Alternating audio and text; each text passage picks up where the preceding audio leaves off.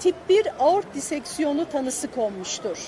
Tip 1 aort diseksiyonu kalpten çıkan ana aorta, arkus aorta ve inen aortayı içeren tüm aorta katları içerisine kanamadır. Takiben 23.05'te hastamız yeniden ritim bozukluğu olup nabız ve dolaşım durmuştur. Kalp masajı yapılarak hastamız acilen ameliyathaneye alınıp saat 23.35'te operasyon başlamıştır. Operasyonumuz 12 saat sürmüştür ve ameliyatta aort diseksiyonunun sağ koronerden başlayıp tüm aortayı kapsadığı tespit edilmiştir.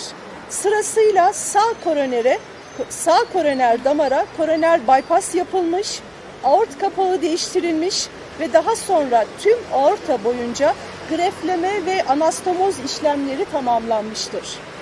Ne yazık ki sağ koronerden başlayan bu diseksiyon orada bir miktar rüptür dediğimiz küçük bir kopmaya ve delinmeye de neden olmuştur. Ve tüm aortayı etkileyen bizim tip 1 dediğimiz bu diseksiyon bizim en büyük kalp cerrahisi operasyonlarımızdan biridir. Aslında mortalitesi son derece yüksek olan, ölüm riski, hayati riski son derece yüksek olan bir ameliyattır. Ve yine bu diseksiyon gerek büyük olması, gerek kalbi besleyen sağ koroneri içermesi nedeniyle ameliyat esnasında hastaya takılmış olan ECMO ameliyat sonucunda hastada sol ventrikülde kasılma varken sağ ventrikülünde hastanın halen bir kasılma bulunmamaktadır.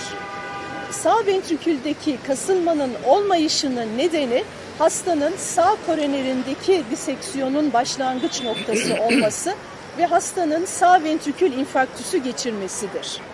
12 saate süren yaklaşan bu ameliyat sonrası yapılan tüm bu işlemlerden sonra hastamız ECMO desteğinde yani kalp dolaşım mekanik destek cihazının desteğiyle yoğun bakım ünitemize alınmıştır. Halen kendisi hayati riskini korumaktadır ve yoğun bakımda kendisinin tedavisi verilmeye devam edilmektedir. Bizim kalp cerrahisinin, kalp damar cerrahisinin başlı başına en önemli, böyle en ileri patolojilerinden biridir. En zor tedavi edilenlerinden biridir ama bir şey ilave etmek istiyorum burada. Diseksiyon ana atar damarı aortanın kalpten çıktığı yerden başlayıp da aşağıya kadar devam ediyor. Geriye doğru da aort köküne kadar yani aort kapağı kadar da geri gelmiş durumdaydı. Ve sağ koroner damar kalbi besleyen, kalp adresine kan oksijen taşıyan damarlardan biridir sağ koroner. Sağ koroner diseksiyonun içinde kalmış. Ve aynı zamanda sağ koronerin ağzı da hafif bir rüptür, bir yırtık da vardı. Ve bu diseksiyon sağ koroner ağzını kollöbe etmiş, kapatmış. Muhtemelen Sırrı Bey'in hani 112 acil geldiğinde şikayetini söyleyip yere yığılmasının sebeplerinden bence bir tanesi, en önemlisi buydu. Yani sağ koroner damar da orada beslenme bozukluğundan dolayı diseksiyona bir de sağ koronerin etkilenmesinden dolayı kalp krizi de eklenmiş. Yani hem diseksiyon vardı hem de sağ ventrikülü, kalbin sağ tarafını etkileyen bir kriz de vardı. Dolayısıyla ağır bir patolojiydi. Biz bunu fark ettik ve hemen bypass'ını da yaptık. Aort diseksiyonunu da düzelttik, anevrizmayı da düzelttik, hepsini düzelttik. Fakat kalp çok hırpalandığından, çok darbe yediğinden biraz dinlendirdik. Evet, aslında bizim yaptığımız işler gece 4 gibi falan bitti ama kalbi dinlendirdik, kanama kontrolü yaptık. Ondan sonra ECMO desteğini aldık falan derken evet 11-12 saati buldu ameliyat, yani biraz çok ağır patolojiydi. Biz daha önce bu tür diseksiyon ameliyatları çok yaptık. Böyle bu şekilde resüsitasyonla aldığımız hastalarımız da var. Ama biraz Sırrı Bey'inki benim uzun zamandır gördüğüm en komplike diseksiyonlardan biriydi yani.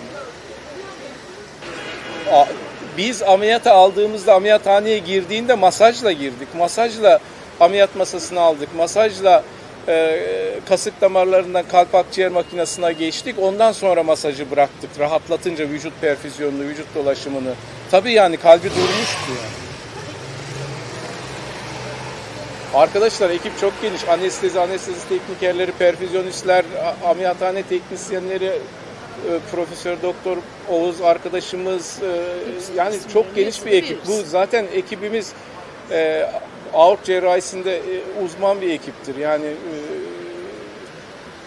kalabalık bir ekiptir, öyle söyleyebilirim. Peki ECMO cihazıyla yoğun bakıma almanız sizin beklediğiniz, öngördüğünüz bir durum muydu ve bundan sonrası için o ECMO'nun devamlılığı için ne bekliyorsunuz? Yani ne kadarlık bir zaman tanıyorsunuz siz tıbbi olarak? Ya şimdi şöyle, ECMO beklediğimiz bir durum mu? ECMO her zaman bu tür ameliyatlarda bizim aklımızın bir kenarındadır yani. Mutlaka aklımızın bir kenarındadır. İhtiyaç olduğunda da bizim sistemler hazır olarak bekler ve ECMO'ya da hastayı sokarız. Bundan sonra ne olacak? Bundan sonra yani ECMO'daki entübe bu şekilde yüksek doz kalbi destekleyici ilaç alan bir hastada uzun vadeli konuşmak mümkün değil. Yani şu saat bu olur, bugün bu olur. Bunu size söylememiz mümkün değil. Çünkü anlık verileri değerlendirerek biz bu hastamızın takibini yapıyoruz ve ona göre tedavisini düzenliyoruz. Elbette şu var. Hani ECMO ile birlikte bazı parametrelerde kısmi düzelmeler gördük ama hani kritik hastamız gerçekten çok kritik bir pozisyonda. Hani uzun vadeli de konuşamayız. Bir şey dememiz mümkün değil yani sizlere. Biz teşekkür ederiz. Cümleten geçmiş olsun. Hepimize geçmiş olsun. Teşekkürler.